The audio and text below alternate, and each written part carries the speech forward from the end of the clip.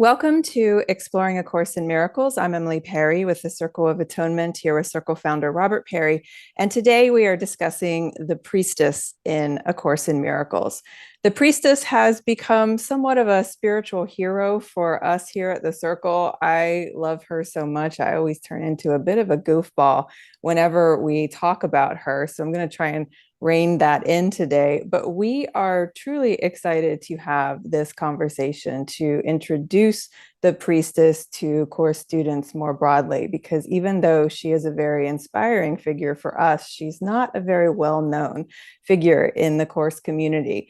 In order to talk about the priestess, though, we do have to back up and give a bit of context and also a tiny bit of course history. Many people know that in June of 1965, course scribe Helen Schucman and her colleague Bill Thetford joined in what has been called their Better Way moment. This was the point of their formal joining. It's when they agreed to find a better way, meaning a way to live in greater harmony with one another and a way to collaborate versus compete in the psychology department where they worked.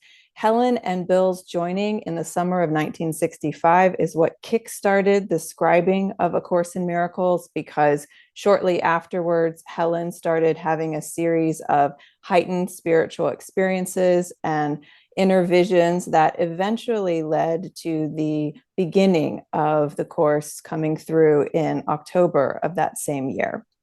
And the very first of Helen's visions was the priestess. It's worth noting that Helen had a series of different visions throughout the summer and fall of 1965. But what makes the priestess noteworthy is that Helen had three different priestess visions that all appear to represent a past life of hers. And the priestess is also a vision of hers that had a recurring element. Helen said in her autobiography that she would continue to see the priestess in her mind occasionally. And Jesus even refers to the priestess a couple of times in the early scribing of the notes for the course. And he also refers to the priestess indirectly in the text and the workbook, which we'll get into. Robert, in the back of the complete and annotated edition of A Course in Miracles, there are a series of 33 cameo essays that talk about the application of course principles to everyday life. And you wrote those essays. There's obviously a lot of different topics that you could have chosen, but one of those essays is devoted to the priestess. And so before we get into the details of Helen's vision and why it matters, I'd love to hear from you how you discovered the priestess, because as I said before, she's not a very well-known part of the course's story. And I'd also love to hear from you what you think makes her so relevant to our spiritual journey. Okay, I first discovered this apparent past life vision of Helen's in Ken Wapnick's biography of Helen, Absence from Felicity, in the early 90s. But the priestess takes on more importance once you get into the early dictation and you see that she is referenced there repeatedly. Um, and likened, kind of seen as some kind of soul version of the role that Helen's taking on with the Course in Miracles. So she's grown in my awareness over time, and now she just feels so important. First of all, let's face it, we don't have a lot of the feminine in the Course in Miracles. If you're a female student of the course, and most students are, you're hit with masculine after masculine after masculine. And here we have a feminine role, not only that Helen assumed and fulfilled, but that is traditionally, priestess obviously refers to women priests. It's a role found in different cultures stretching way, way back. And that's even reflected in these visions of Helen's, because all three of the priestesses are from some ancient time. I've assumed different times. So that's really, I think, a great thing that we should celebrate.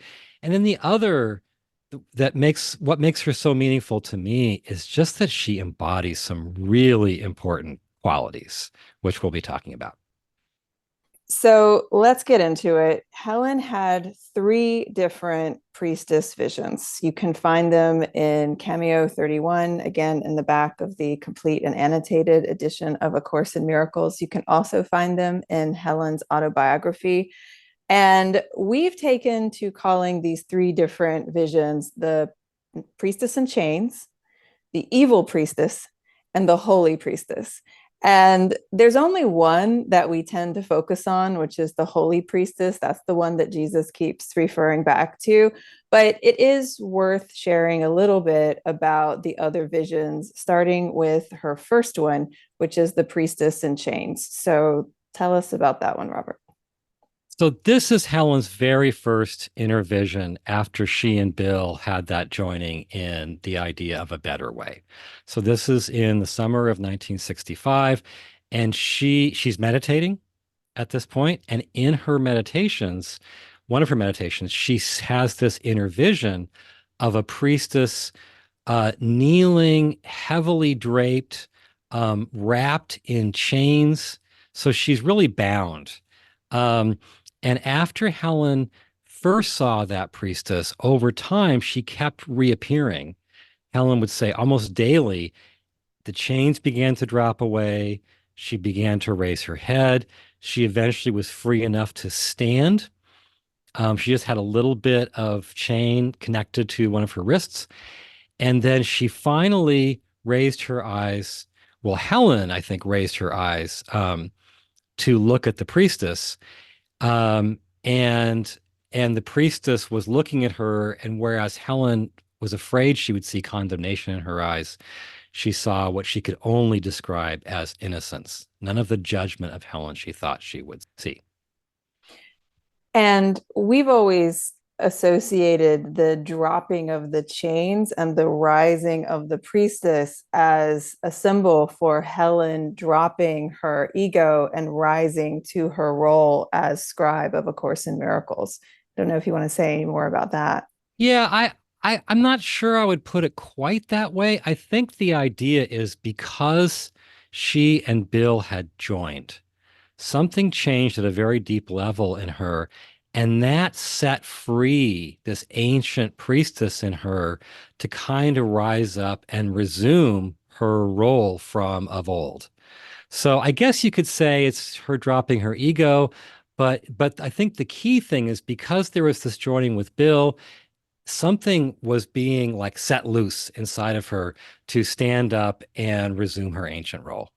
And she even says in the vision, does this mean I get to keep my function or have my function again? Yeah, yeah.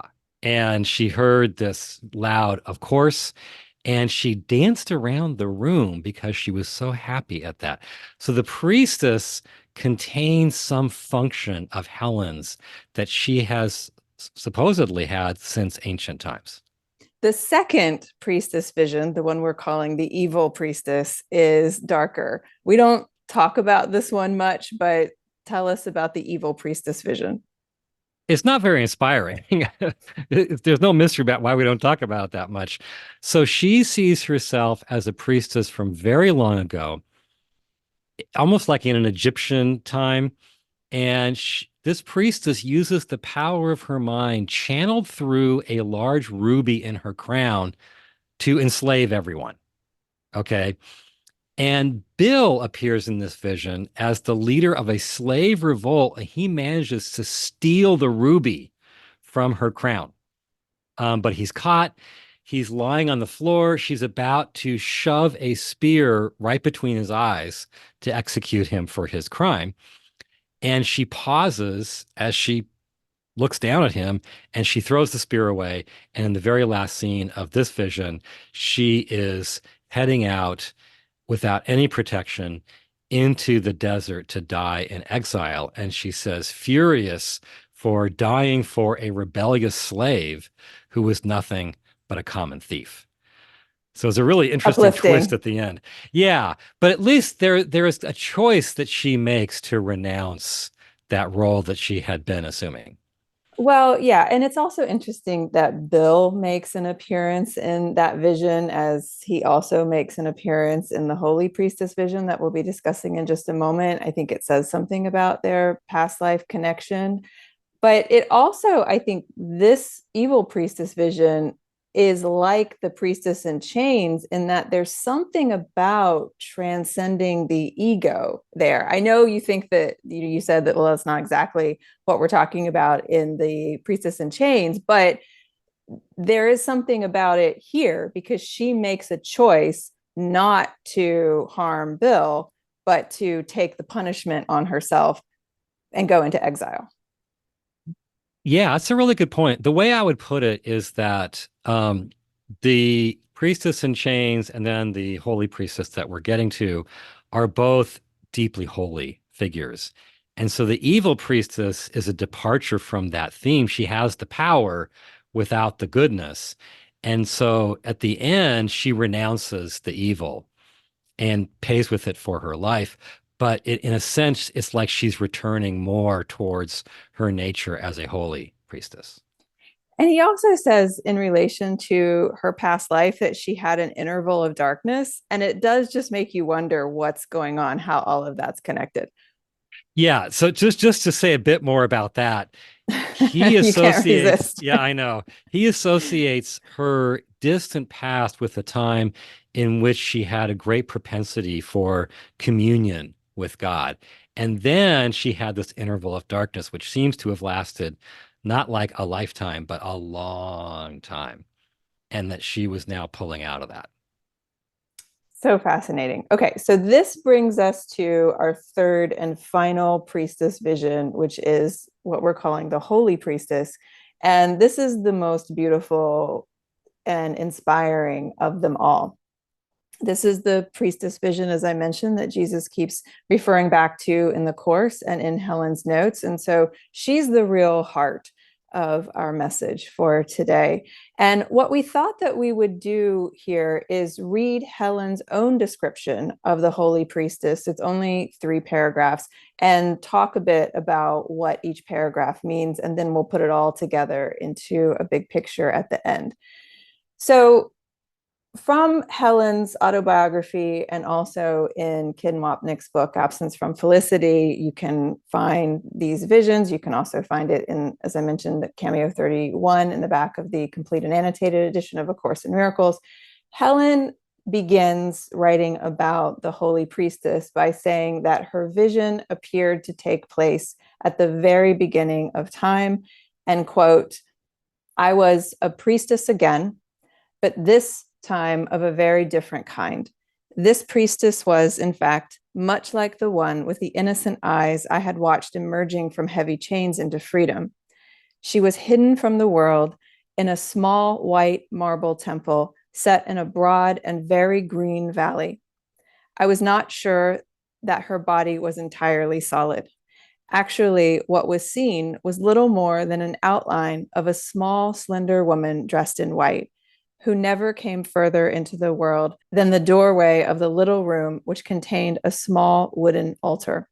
A small flame burned on it, sending up a steady column of white smoke. The priestess stayed close to the altar, sitting on a low wooden stool and praying with closed eyes for those who came to her for help. So, when we talk about the definition of a priestess, what is a priestess? There's this intermediary quality that we see here. The true life of a priestess, a true priestess, is focused on the temple rather than the world. And here we can see that she's secluded from the world. She's so holy that she's practically transparent. And yet she's also needed in the world because she's a channel for God's work on the level of form. So we see this true intermediary priestess in just this first paragraph. One of the things that strikes me is that she's hidden from the world. So she's in this small white marble temple. She's in kind of the inner sanctum of the temple, as we'll see in the next paragraph. And she's just dwelling there with God. And that dwelling with God is what allows her to pull down blessings for those who come and ask for her prayers. We'll get more into that idea after we get through the paragraphs. But continuing on with paragraph 2, she says, sometimes I saw only the valley outside the temple. At times there seemed to be no one there, but at other times there was a huge column of people marching together very joyously.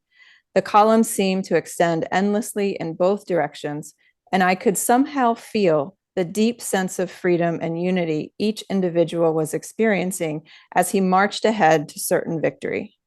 I was not sure what the exact role of the priestess was in helping them all, but I was somehow convinced that her prayers made a vital contribution. I was also sure that people came to her for help from all over, some, in fact, from very far away. They did not, however, speak to her directly. They knelt on the ledge that ran around a low wall which separated the inner and outer parts of the temple and stated their needs to a man who seemed to be serving as a sort of intermediary between the priestess and the world. He remained in a large enclosed space that separated the priestess from those who came for help. The man conveyed their needs to her. So, what do you want to say about that paragraph? A lot there. First of Mm-hmm. all, reading it very closely, I feel that there are two sets of people. Okay. So she's got her marble temple in a broad green valley, and one set of people is marching through the valley. Okay. And they started somewhere way far away, and they're going to somewhere way far away. Um, and as they march ahead to certain victory, they're full of joy. Uh, and somehow, even though their destination isn't her temple, they don't visit her temple and go back to where they came from. They're marching ahead to somewhere else. She's convinced that the priestess's prayers make a vital contribution to that journey, which obviously seems like a spiritual journey. Okay. Then the other set of people are coming to her temple. That's their destination. They're coming to receive her prayers. And some come, as she says, from very far away. So it's obviously it's like a shrine that you make a pilgrimage to. Um, and they don't speak to her directly. There is an inner part of the temple and an outer part. And the outer part has this low wall that runs around it, separating it from the inner part. And on this low wall is a little ledge that they kneel on, almost like you're in church. And then they tell their needs to this man, and he is in a large enclosed space in between the outer part and the inner sanctum where the priestess lives and never leaves. So it's an interesting setup. So they tell their needs to the man. He crosses the space to her room, and then he conveys their needs to her. Very interesting picture. Completely. And it's a setup for the very best part, which is the final paragraph. And Helen writes, I did not see the man's face for some time, and it took me even longer to recognize him as Bill. He played a crucial role in enabling the priestess to fulfill her function. When people told him what they needed, he went to the door of her room and merely told her that there had been a request for help. He said only that a brother had come for healing, and then he asked for help on behalf of the brother. The priestess never asked for anyone's name, nor the details of his request. She prayed for everyone in the same way, sitting very quietly beside the flame on the altar. It never occurred to her that help would not be granted. She never really left God's side, and she remained peacefully certain of his presence there in the room with her. I was sure she was myself, and yet I was not sure. What was certain was that I watched her with great love. Mm. Now, we have based the circle's entire prayer ministry on the example of the priestess and how she never asked for the specifics of those who came to her for help. She prayed for everyone in exactly the same way. And that is such a remarkable and inspiring idea that she had so much faith that she didn't even need to know the details of the request for help. And it never occurred to her that help would not be granted. Amazing idea to have that kind of devotion. Truly, there is a real holiness in this image. She's communing with God the whole time. She never leaves that little room. She always remains beside the altar. Uh, and that holiness, the sense you get is it's so powerful that the differences between one problem and another brought to her by the people, they just don't matter.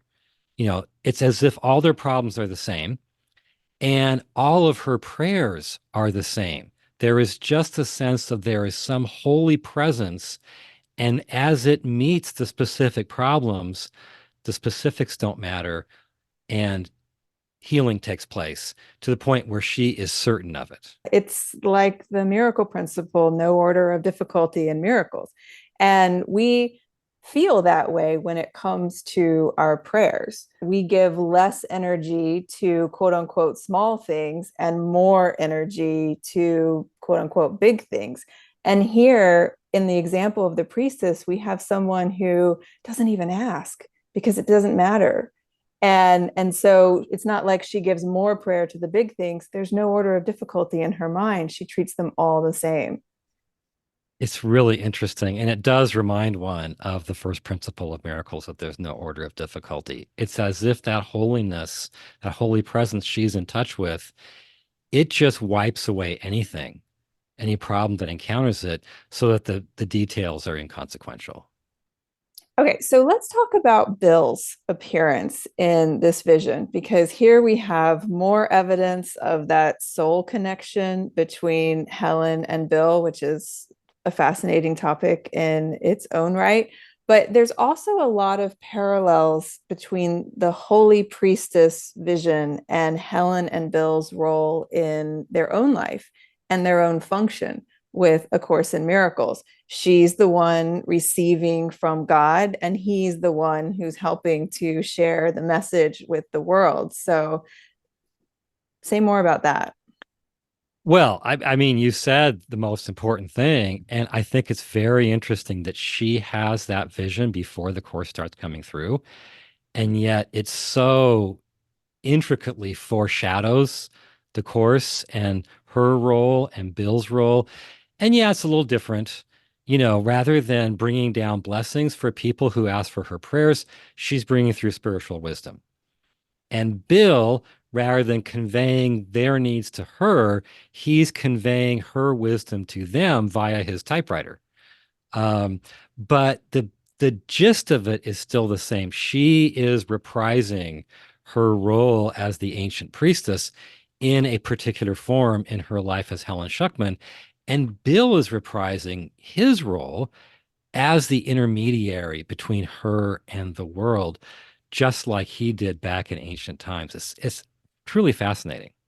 And what's kind of interesting as I as we're talking The about list this, is long uh, on this yes. topic. Well, I'm thinking that it's his presence in the vision of the evil priestess that kind of brings her back to her senses and heads her back in the direction of the holy priestess that she actually is. So he plays this crucial role, in a number of different permutations. This isn't the topic of our podcast, but just this idea of soul family, and you're cycling through lifetimes doing things together, clashing and breaking apart and coming back together is its own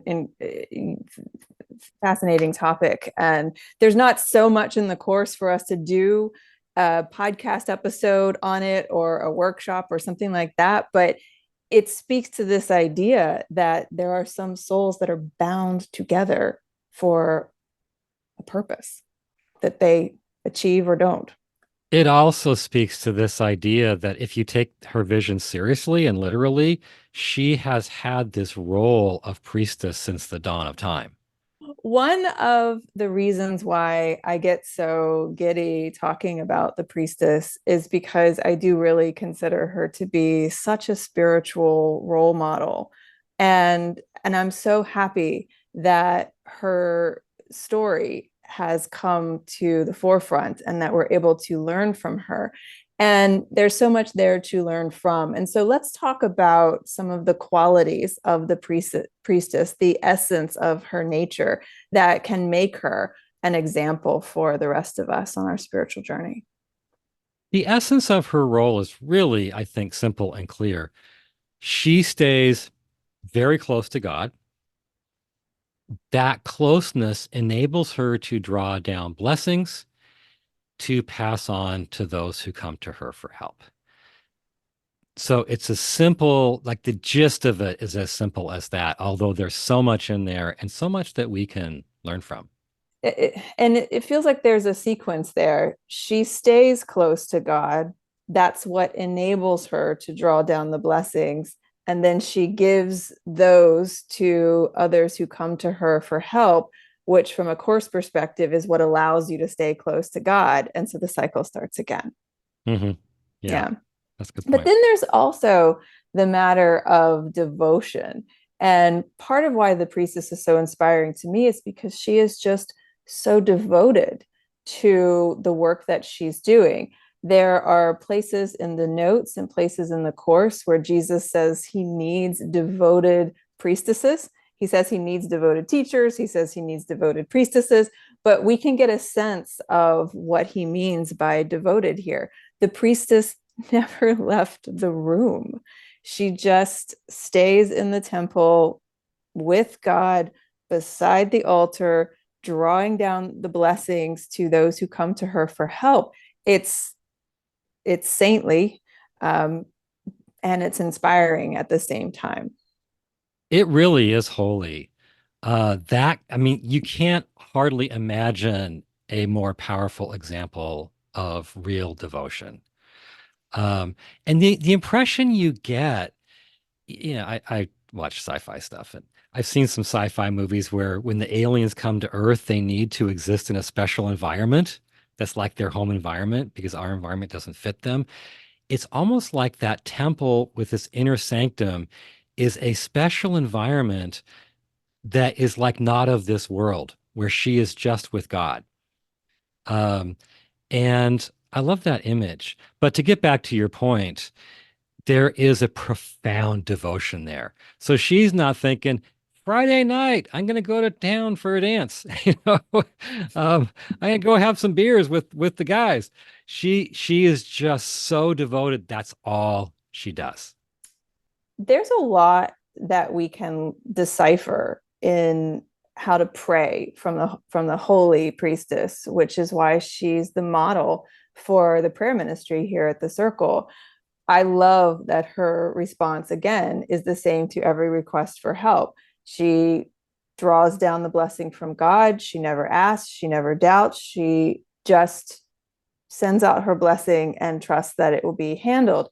And so that's a model of how to pray. What else can we learn from the priestess in how to pray for others? Well, the big thing I think is maintaining that closeness with God as the source of the power of our prayers. I don't think it has to be this way because Helen prayed for people using the details of their particular predicament. But the priestess's example says you don't necessarily need the details of the person you're praying for or their request. Another thing that I find inspiring is her response is automatic.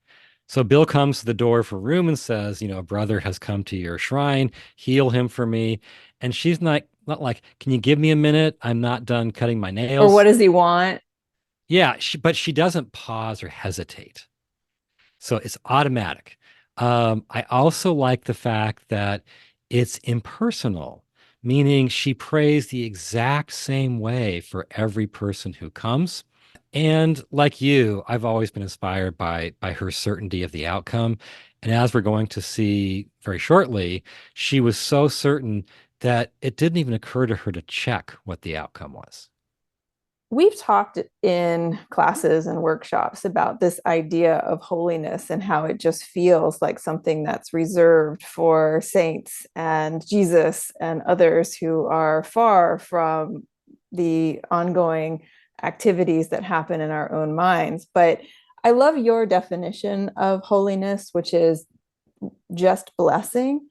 And that's what the priestess embodies too. That's why she's one of my spiritual heroes, is Mm. that she just blesses. And even though that feels like something that's a stretch for us, because it is, it's still easy enough that we can get in touch with it. Someone comes to you for someone has a question, a concern, even if they're attacking you, your response can be to pray for them, to just bless them. And that's a way for us to follow the example of the priestess. Mm. Yes. So when Helen was taking down dictation for what would become chapter 1 of the text, she took down some notes that didn't make it into the course proper, but they reference the priestess and give us more detail about her. So in Helen's notes, she wrote, quote, "I have an idea that the shrine merely referred to the altar within which the priestess served. I imagine that the communication was direct and the brother always nameless. I think the priestess responded automatically by praying directly to God, standing with upraised arms to draw down a blessing on her brother who knelt outside. Her response was completely automatic and impersonal. She never even thought of checking the outcome because there was no doubt. I imagine there is still no doubt, really, except that the priestess can no longer ask alone." Now, there's nothing inherently new there than what we've discussed previously, but I don't know if you want to say anything about that chunk in particular. Sure, I think there's some detail that is helpful. So when she says, "I have an idea that the shrine merely referred to the altar within which the priestess served," that's in reference to Bill saying, "A brother has come to your shrine, heal him for me."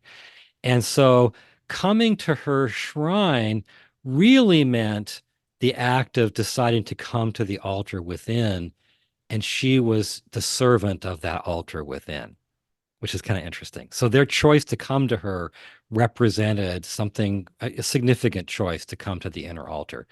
I like the image of standing with upraised arms to draw down the blessing on her brother who knelt outside. So the person's kneeling at the wall on the little ledge, and she automatically prays, raises up her arms, and she draws down this blessing for that person. I like the visual there. And of course, like you, I like that she never even thought of checking because she had no doubt. Now, that can be delusional. Someone can be like, "Oh, my prayers are so amazing. I have no doubt." But obviously we get the sense here with the priestess that it was not delusional. It was a genuine certainty. It's interesting. We have another miracle principle here. It's 11, right? Where through prayer, love is received, and through miracles, love is expressed. Same idea That's here with the good. priestess. Yeah, that's a really good match. Yeah. Mm. Well, one thing that you just mentioned that I had overlooked was this idea that this shrine refers to the altar within. And what a beautiful idea that it's not so much about the external form of a shrine, but it's about the altar within. That's really where the true prayer occurs. And that's a beautiful idea. Also, if you have a living holy person like the priestess was, and you come to her shrine, it assumes a kind of exaltation of that figure. And here, it's not like I'm coming to her shrine. It's in coming to this physical temple, I am making a choice to come to the altar within, and she just serves that altar within. So it doesn't elevate her and inflate the image of the special priestess. We're in the section of the text now around littleness and magnitude. And when our mind is in that place of anxiety and worry and what's going to happen and guilt over the past and anxiety about the future, we get into this spinning mind, and it causes us to behave with anxiety. It causes us to run around unsure and to have a what I call the snow globe thinking.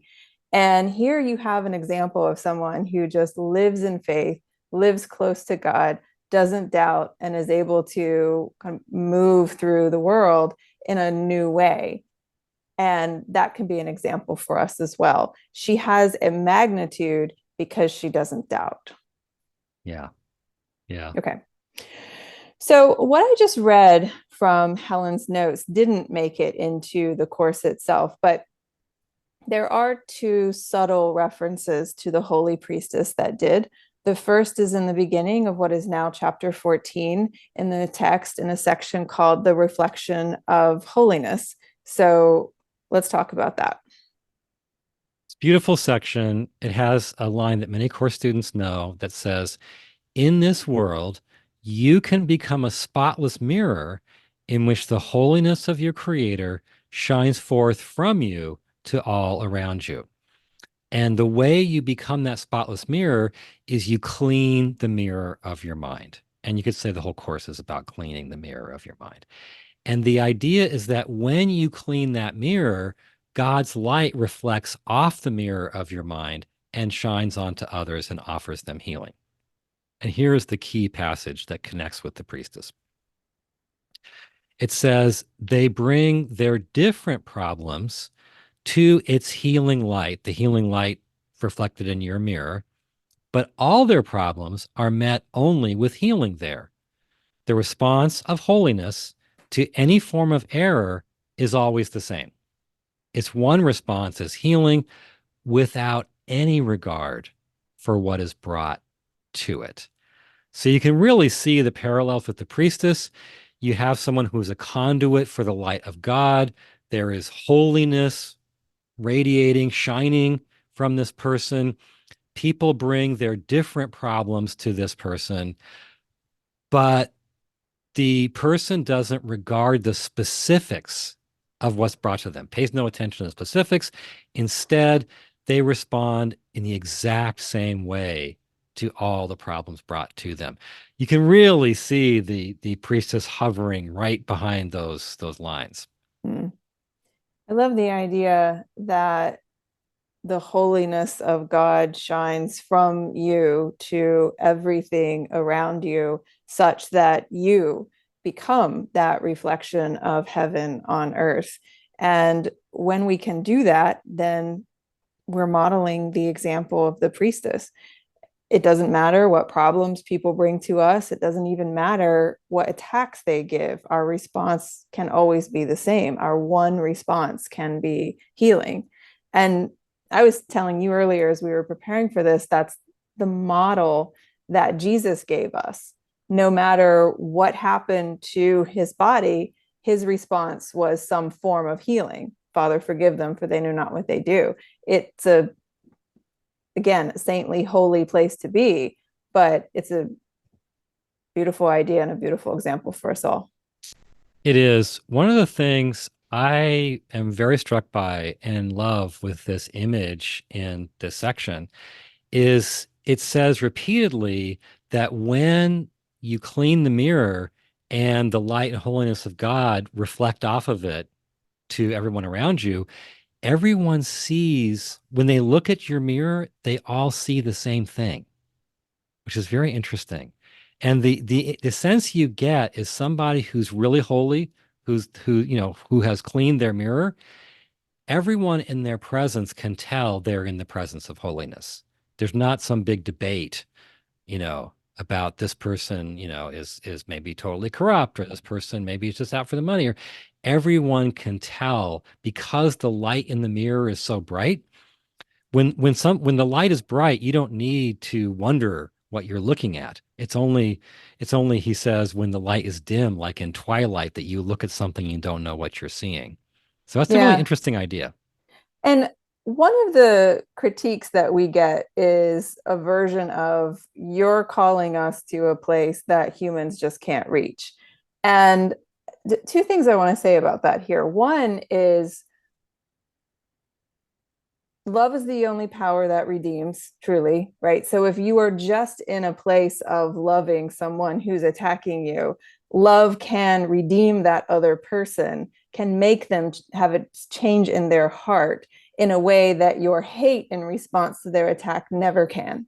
So that's number one. Number two is the Course says throughout, and it's not the scope of this podcast to go into, but the Course says throughout that when you can do these kinds of things, you unlock a power that's not your own. So you unlock the power of God. And so I don't know if you want to say any more about that, but I imagine that there are some folks who are listening who are thinking, I cannot get to this place that Robert and Emily are talking about. Clearly, this past life of Helen's, if indeed it was a genuine past life that she had the vision of, was a vision of an extremely holy person, unusually holy person of a very rare quality. And I think we need extreme examples are helpful. Yes, we can't reach them, at least anytime soon. But just having the extreme example pulls you further than if you had a modest example, a more achievable example. So, and we need those too, but there is something powerful about a really extreme example like this. Let's not beat ourselves up saying I can't be like her anytime soon. Apparently, Helen hadn't been like her for eons. um, but there's just something beautiful about the attractive power of the example. Right. If you respond differently, if you display more devotion, if you get into a place of, you know what, I'm just going to bless in this moment, I'm going to draw down the blessing and extend it to others. If you follow that example, you are following the example of the priestess. And yeah, you might not be transparent.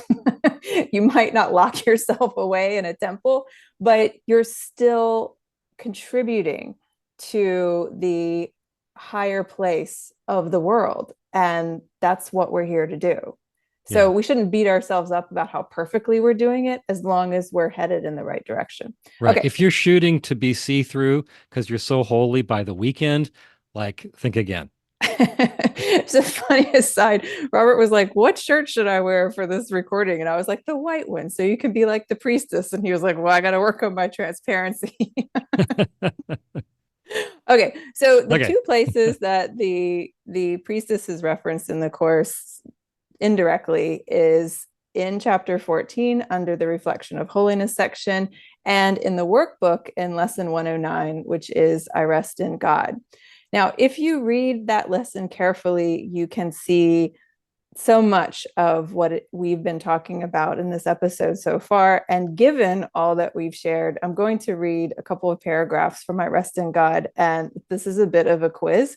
I'll read you the relevant passages and you see if you can catch the priestess parallels. So this is from I Rest in God, lesson 109, the workbook.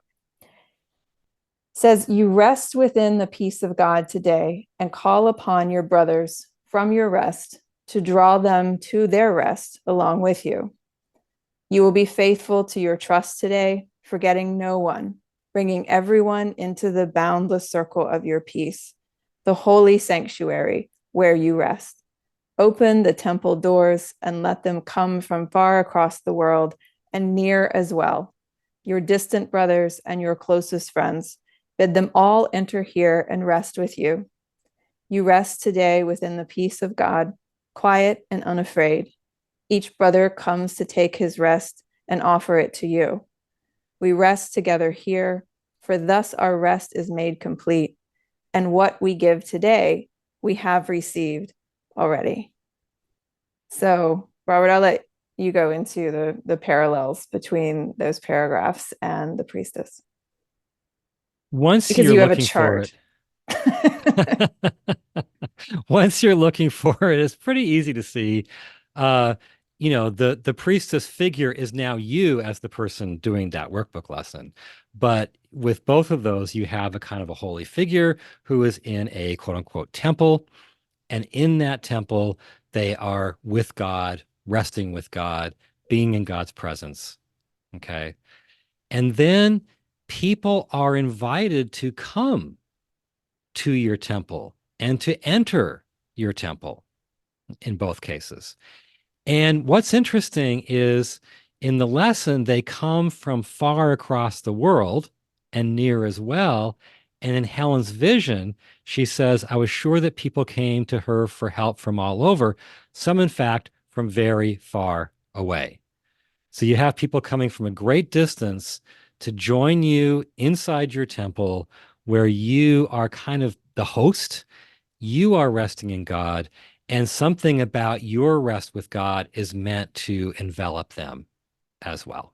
Hmm. So he's really in this lesson asking us implicitly to repeat the role of the priestess.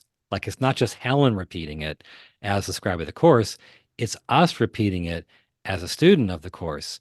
And that brings up a lot of questions that we can ask ourselves. Uh, Obviously, here again, the basis of it is maintaining, striving for and maintaining that closeness with God. Here it's through our meditation on the lesson. So, do we strive for and maintain that daily closeness with God, somewhat like the priestess? Do we spend time in our own temple? And temple needn't be a physical thing, right? I mean, even in Helen's references, the shrine was really the altar within. Do we spend time at the altar within every day?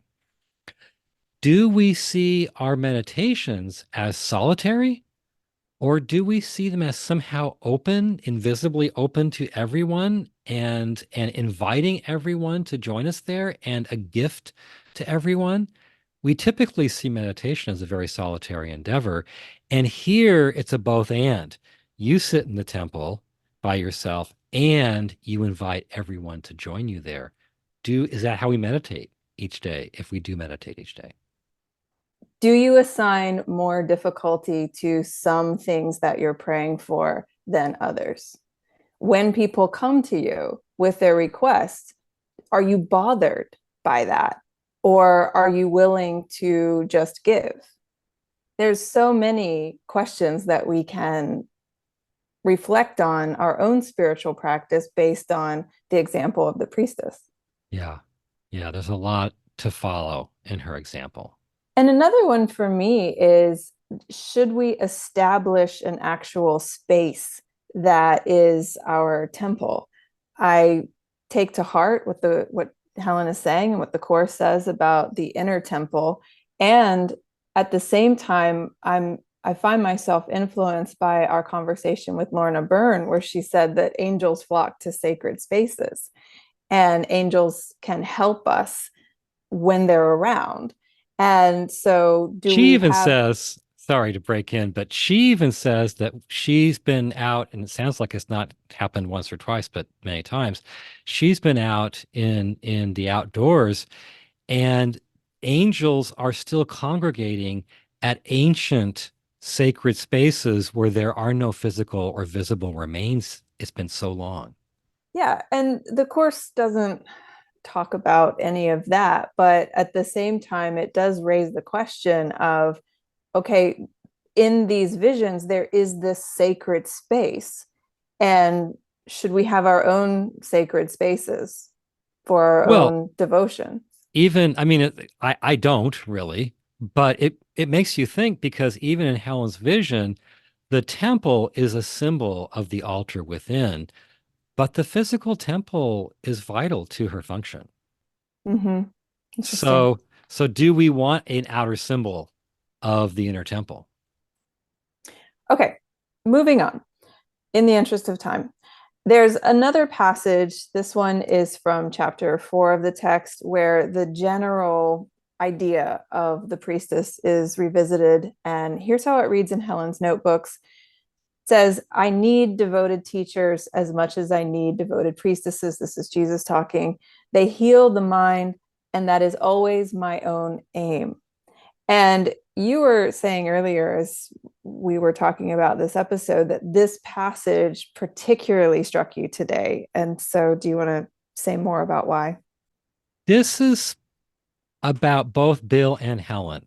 And so Bill's being called to be a classroom teacher in a course on abnormal psychology, and he doesn't want to be, but he's being told he has particular gifts that would be beneficial for the future teachers and therapists that will attend that course. So it's like, I need you, Bill, in this role. I need devoted teachers. But then he's saying, I also need devoted priestesses. So he needs people like Helen who can bring forth, and he just a little ways, a few pages earlier, had referred to Helen acting as a devoted priestess by getting guidance for Bill in Bill's efforts to help a friend of his. And so that's how she displayed the role of devoted priestess, by bringing forth that information. And I think what we should take away from this is some people are called to be teachers, to give forth verbal teaching. Some people are called to be priestesses, to be that conduit through their closeness with the unseen realm, to bring its whatever blessings, its healing, its holiness into this world. It's in form is a different role than the teacher role. And it's just an example of how we all have different strengths to bring to whatever role we're called to serve on this earth. And if our role is more silent, is more of being that conduit because we are resting with God in the temple, then that's a needed role. Jesus needs those people. The world needs those people. And we can use our practice to strengthen our faith so that we're more in this place of devotion and lack of doubt. Doubt is such a killer to our spiritual path.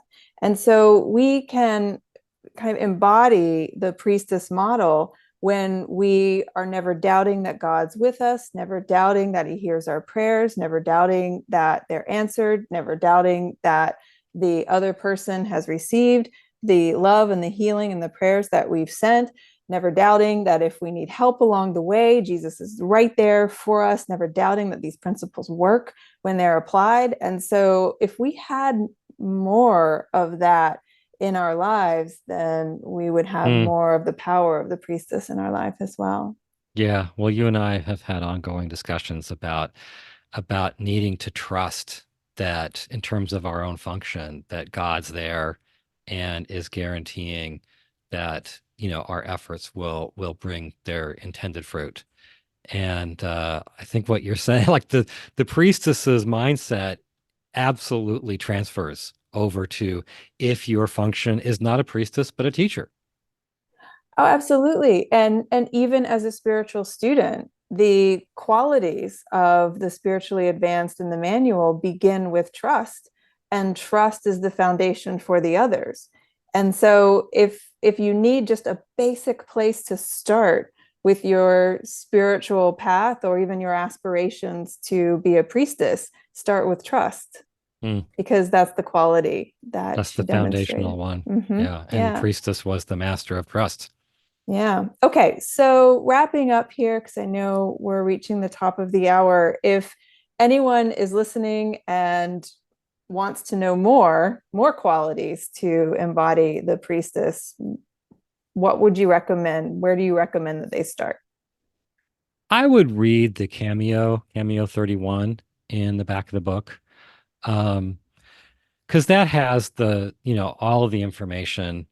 I'm tempted to kind of improve the cameo after today, but I would go there.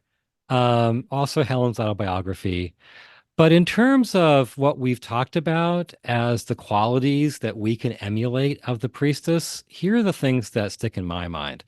One, the basic one is staying close to God, spending time in our temple, whatever form that takes, as the basis for being a conduit of blessings to others. And that can take whatever form suits our particular strengths. Um, Also, to show the kind of devotion to our role that she did. I feel like we need to be more devoted to our own inner path, but we need to be devoted to our function, our God-given function in this world big time.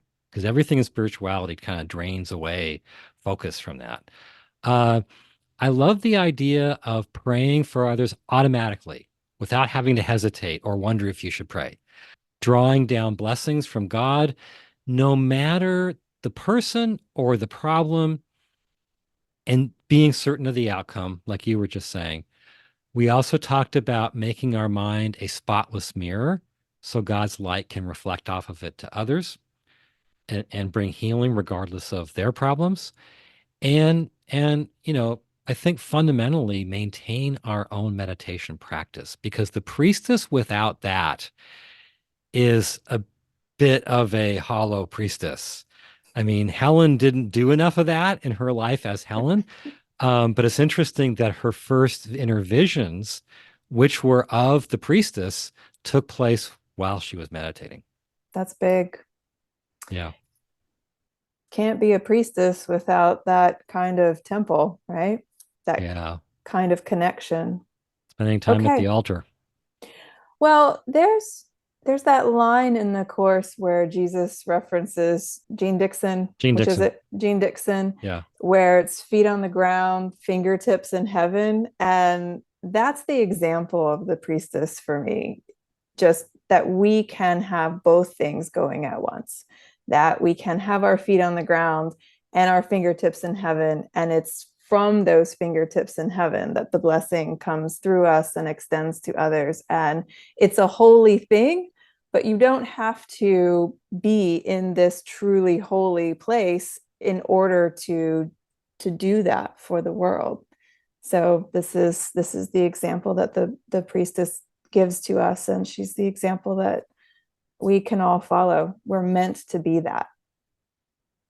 I think we're meant to have our feet on the ground and fingertips in the heavens, as Jean Dixon said. Um, but I think the priestess almost had both fingertips and feet in heaven. I mean, she almost wasn't here.